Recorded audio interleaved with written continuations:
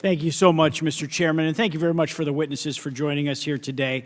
In my home state of New York, our former Governor Andrew Cuomo, our current Governor Kathy Hochul, their administrations have halted our ability to safely extract natural gas. And as you may or may not know, my district, New York's 23rd district with New York's southern tier along the Pennsylvania line, has the Marcellus Shale in it, arguably the Saudi Arabia of natural gas.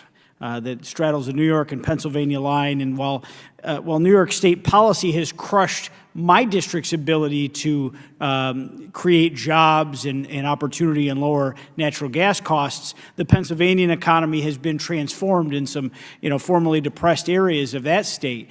Meanwhile, we suffer.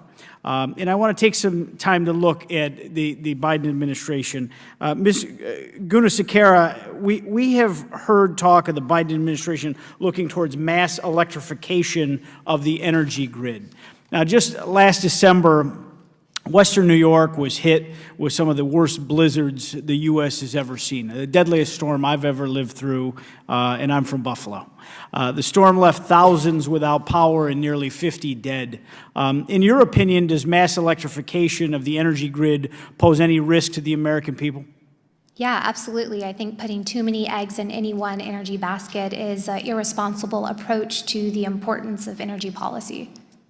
Yeah, as I've warned our governor that her mass electrification plans, could have very easily added 1, if not 2 zeros to our death toll in that horrible storm.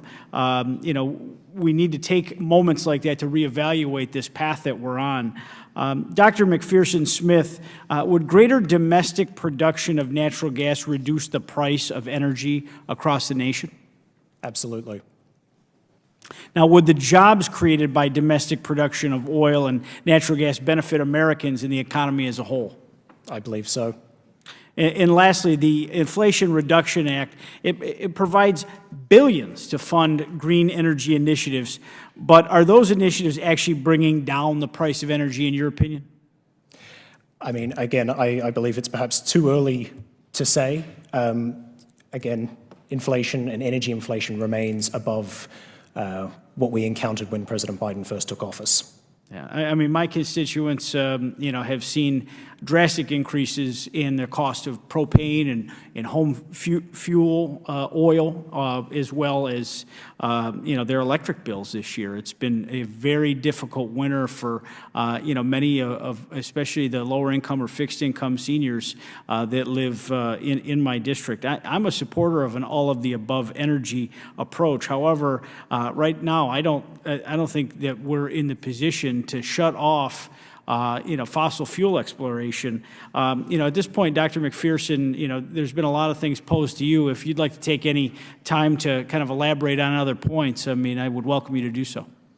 No, I thank you. To pick up on the point you made about the importance of an all of the above energy policy, it would be imprudent for us to rush too quickly into any solution.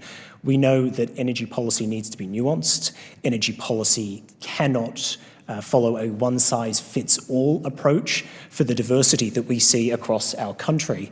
I challenge anyone to point to a similarly developed and industrialized country that has such diversity climatically. If you think of between Alaska and Hawaii, for example, they have different energy needs, and we need to tailor energy policy and support energy development to meet those individual needs.